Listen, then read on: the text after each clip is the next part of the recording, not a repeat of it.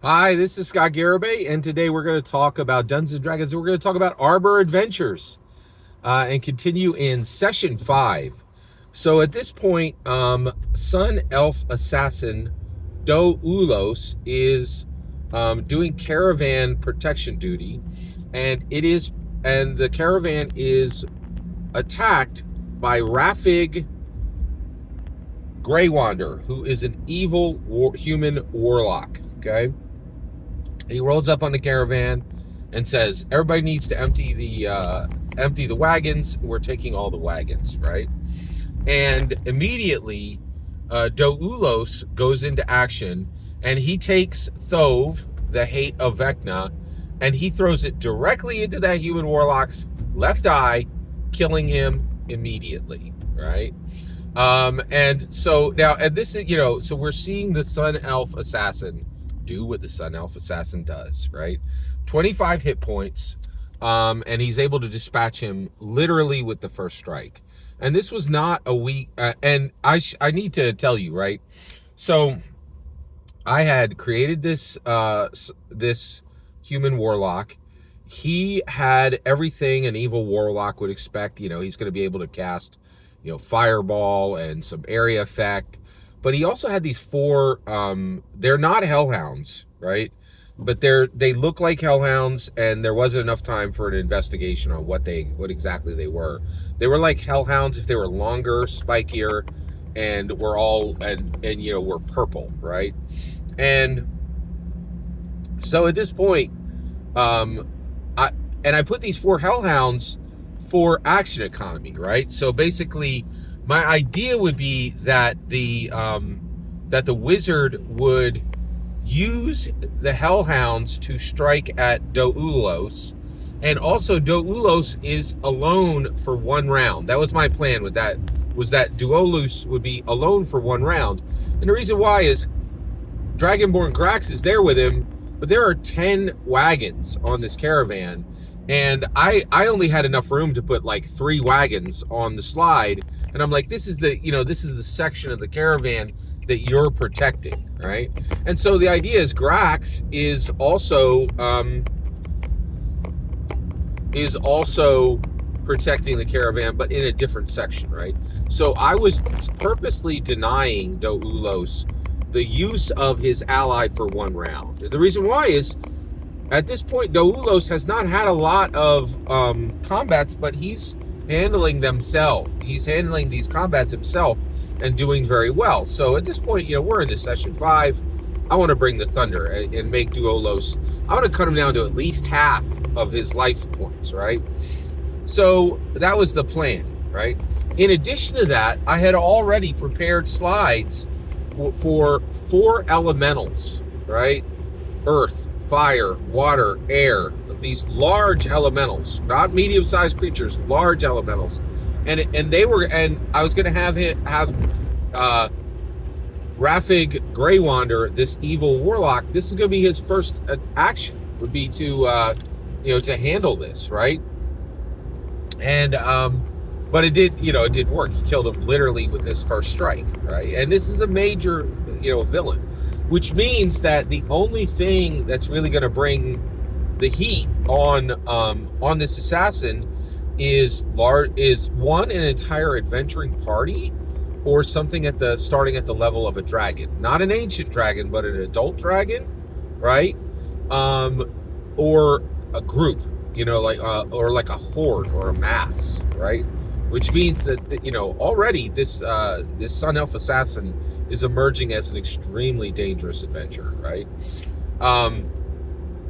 So I had done some prep, and this is part of this is really very classically part of Dungeons and Dragons, where as a dungeon master, there's a lot of prep that gets left on the table.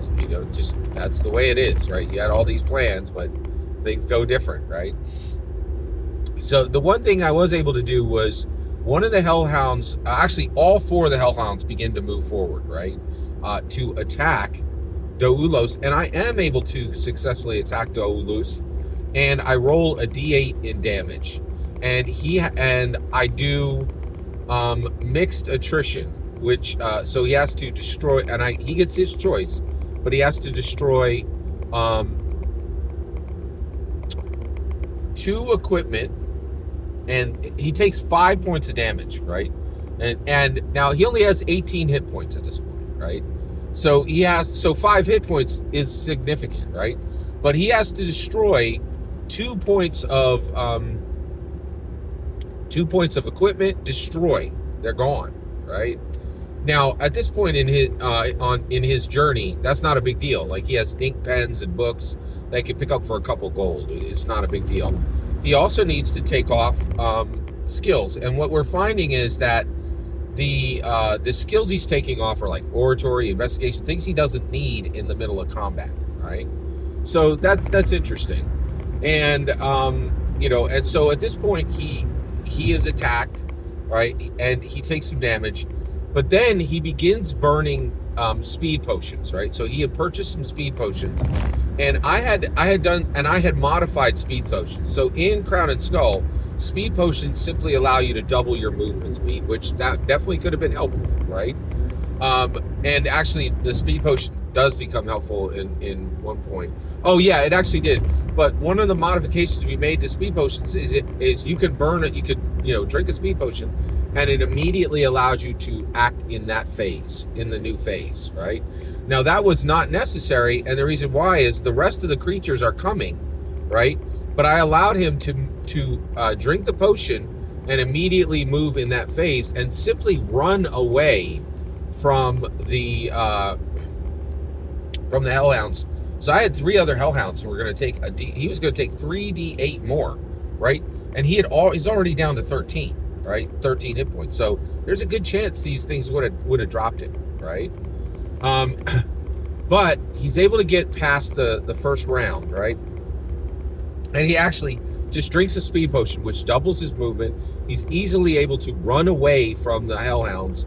The hellhounds begin to follow him, turning their back to and at this point, since it's just him running from the hellhounds and he easily can outpace them, I allow 3, 4, and 5 phases to go, and we're at the beginning of the new round, and then Dragonborn warrior Grak shows up, and Parak, this female half-elf, right, shows up, and who is also guarding the caravan, right? And they dispatch the rest of these hellhounds with their bows, just able to twit, and just take them down, right? So at this point, the hellhounds are dispatched. They did not die when the warlock died. When they were destroyed and hit down to 0, they literally just like wafted away in smoke. None of their bodies was left, which meant that they were not of that realm. They were like he had summoned them almost like demons, right? And they served him, right? So but his death did not end that summoning, which was interesting. So then at this point, first of all, he is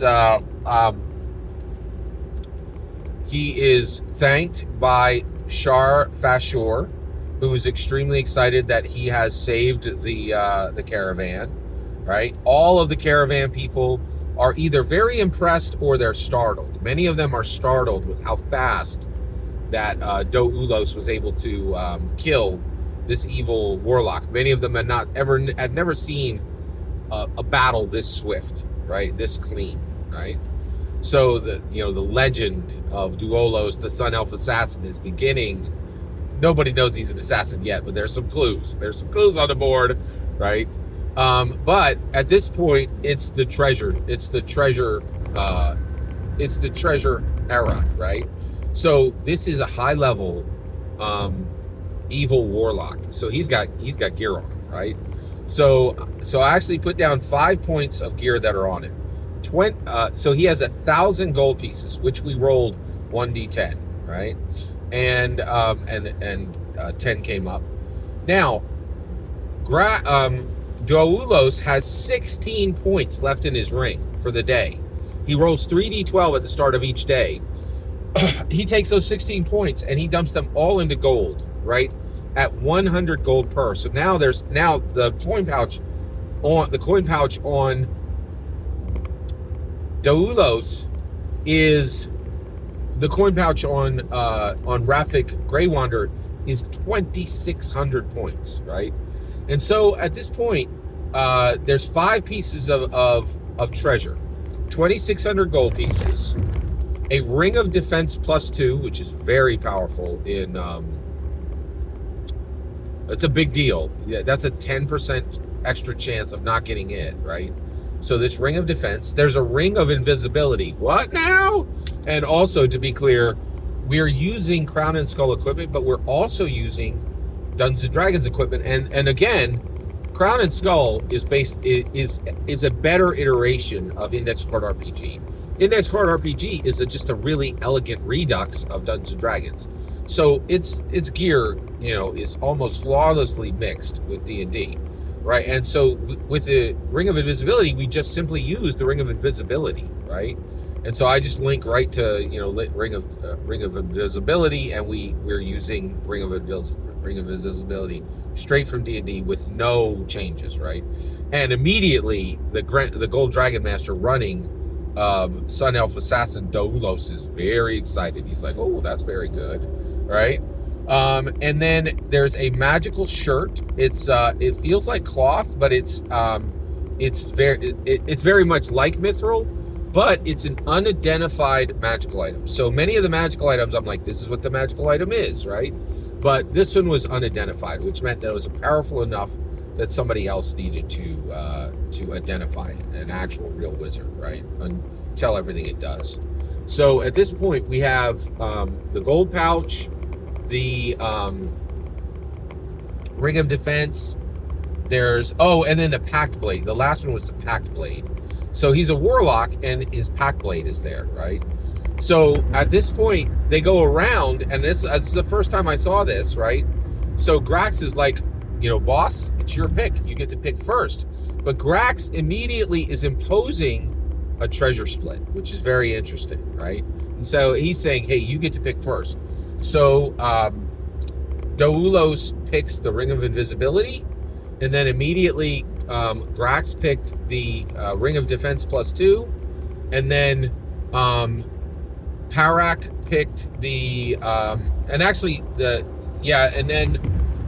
and so basically Doulos gets the Ring of Invisibility, and he takes all 2,600 of the gold because he had poured all those Arcanics ring points into it, right?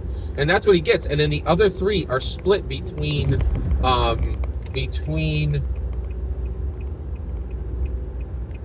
Parak, the other caravan guard, the half-elf ranger, right? And Grax, right? So, and you could see the exact split in the notes, which is nice. All right, which link for the notes is below. And and that was it. That was like the full swing of all the gear, and that's where we ended that particular session.